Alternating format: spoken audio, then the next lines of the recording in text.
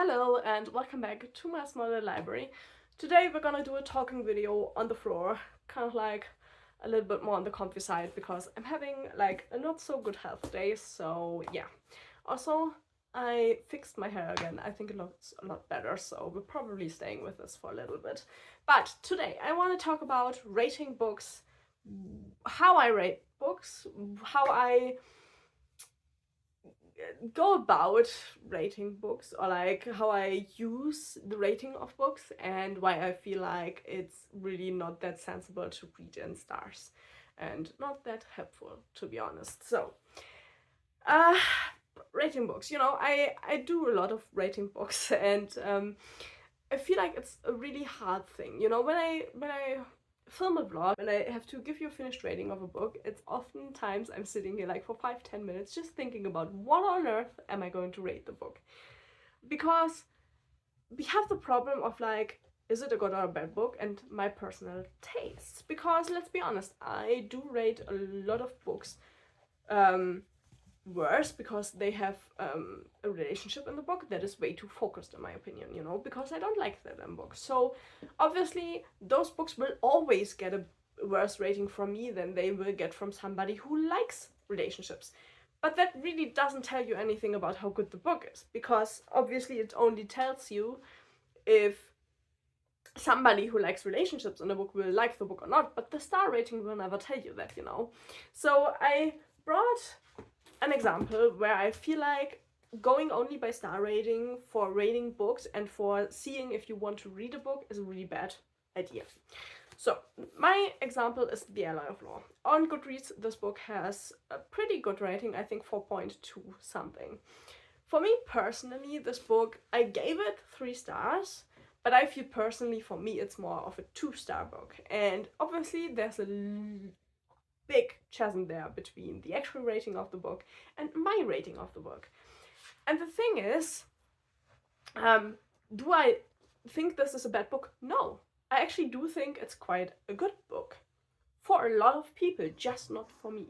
And that is where the star rating is really like not helpful at all. And we come to what I prefer, like getting an idea about books about, like what I do to get an idea about a book, and that has nothing to do with a star rating. I just ignore star ratings. But yeah, my problem with this book, for example, is that there's a really prominent like relationship problem in there. It's not really a relationship, it's more of a self-arranged marriage or marriage of convenience, and then a relationship, triangular relationship thingy, where like he kind of feels like he has feelings for one, but he should marry the other one. I hate stuff like that in books. I really don't like it. I feel like if it's too prominent, it ruins stories for me. But that is a really, really personal taste. But yeah, that is in here. Then the other thing is, this book, even though it is a fantasy, feels really Western steampunky. I just don't like those settings. So obviously that's also a minus point for me. So yeah, technically this is a 2-star book for me. I didn't enjoy reading it particularly much. But the thing is, I do know that it's not a bad book, The characters aren't bad, the settings aren't bad, the story isn't bad, maybe a little bit rushed, but not bad. But I cannot give this book 4 stars, obviously, because for me it just isn't 4 stars. But I know, neutrally seen, it might be a 4 stars, So what star rating do I give the book? I gave it 3 stars, because in all honesty, I couldn't give it 2 stars, because I felt too bad, because obviously it's a really beloved book. People really like the book, and I feel like if you give a book a really bad star rating, you have to have a really, really good argument what for. And I mean, my argument in this sense is just, oh, I didn't like the setting and I didn't like an aspect of the story that I probably could have known had I read the blurb and some other stuff about the book, And then I could just not have picked the book up. I picked the book up and knew that there were stuff in there that I personally didn't like. So it's technically on me that I read the book anyway, and then I feel like I can't really give it a bad rating because I chose to read a book that I knew I probably wouldn't like. So I can't really fault the book for that, So that is my problem with star ratings, because obviously my star rating is not gonna help you with this book if you like Western steampunky type settings and if you like relationship stuff in your books, My star rating will not help you. nothing at all. So what do? Obviously I make videos, so I give my ratings and what I think about the book in video form. I also used to do it on Instagram, but just the last year my health was too bad, so I had to prioritize one thing. So yeah, hopefully I will at some point get back to posting my reviews on Instagram as well, but for the time being I'm only on YouTube, and I do rate the books on Goodreads with the star rating, which I have to change. I do really should also give like a text rating, but to be honest, it takes a lot of time to write out your thoughts, for a book, so I don't know if I can do that for every book, but I technically really should, because I think it's just way more helpful than the star rating.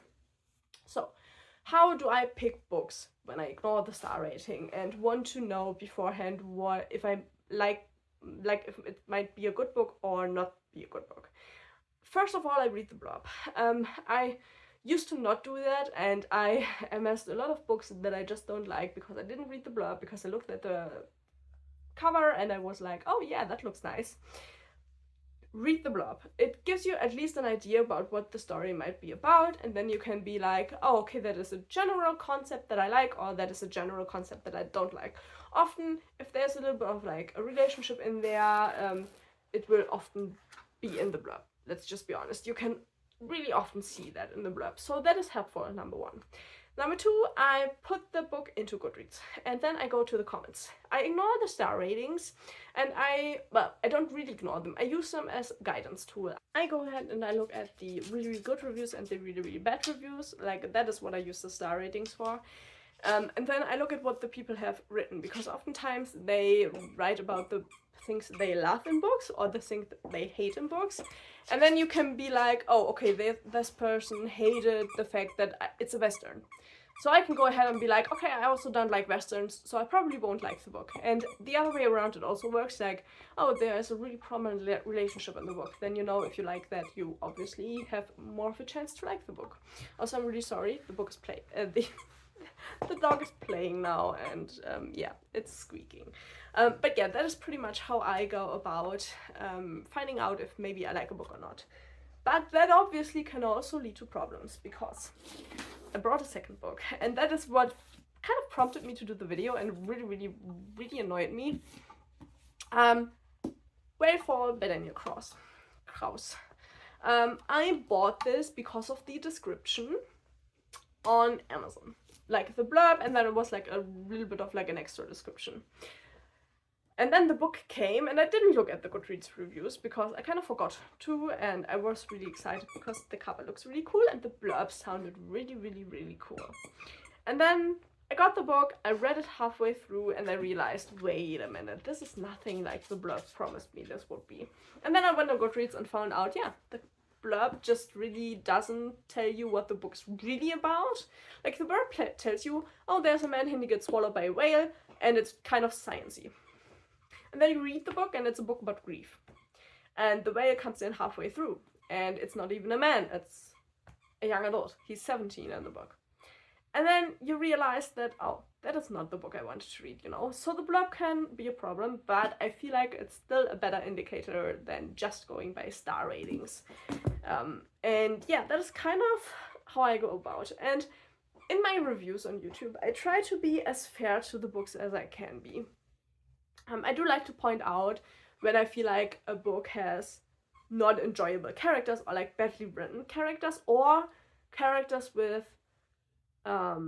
personalities I just personally don't enjoy, because there's obviously a difference.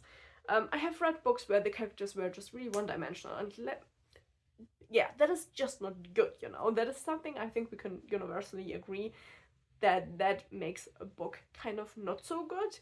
But then there are obviously other aspects, like maybe the main character is just a really jealous person, and I personally really, really struggle with characters like that. So I might not enjoy the character, but it's still a goodly written character, There's also something that you have to keep in mind. So I do try, when I give reviews on YouTube, I do try to talk about the facts, what I don't like and what I think is just generally not really greatly done.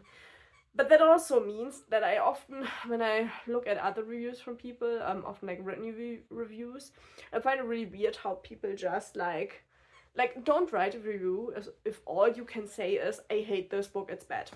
That is not a review that will ever be helpful to anyone. You have to tell us, what do you think was bad about this book? And why do you hate the book? Like, there are obviously reasons for that, and if you don't have a reason, the review just is not helpful. And even if you have a reason, that might just still not be helpful if you can't really articulate what the reason is. Like, some books I also had the problem where I was like, okay, I can't really tell you why I like the book or why I don't like the book, you know, which is totally okay to say, but you have to write it down. Just being like, I hate this book is not helpful. It's really not, you know. And I don't know. And also the next thing is, don't take like, if you find somebody who writes like really nice reviews where you're like, okay, I like those reviews, they are really helpful, just follow them and look at their reviews. Because what I also found is, some people just tend to hate. They just don't. I don't know, but some people, I just have a feeling like, do you even enjoy reading at all? Because all you do is read books you hate and then rant about it, which to me doesn't sound enjoyable. You know, I have better things to do with my time, if I'm honest. But yeah, it seems like some people do that. So obviously, if you find reviews like that, I would just, you know, ignore them, because that's really not helpful. And on the other side, obviously, reviews where it's like just like gushing and, oh my god, it's so good, and not giving a reason either is also not helpful. So yeah, I think, you know, it's just not easy to find out if a book would be something you like or not. I feel it's getting harder and harder. Obviously, the more people that give a review, the more you have to search through the reviews to like find out if it's good for you or not. So yeah, I don't know. It's not easy, so I try to do my best to give good reviews. So yeah, I should really get back onto Goodreads and write out the reviews for the books that I've read. But I have, I don't know, 500, yeah, roughly 500, I think, on Goodreads that I've read so far, and like, writing 500 reviews is a lot of work, to be honest. So yeah, I don't know. It's just something I wanted to talk about. I don't know. How do you review your books? Maybe you can leave a comment down below what your criteria are for reviewing books. I just personally don't like to give star ratings. I feel like, I don't know, for me it just doesn't feel fitting.